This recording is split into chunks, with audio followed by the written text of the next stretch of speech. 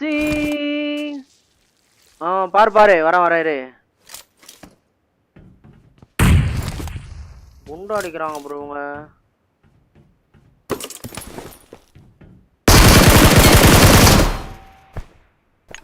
பாம்னா என்ன தெரியுமா உனக்கு?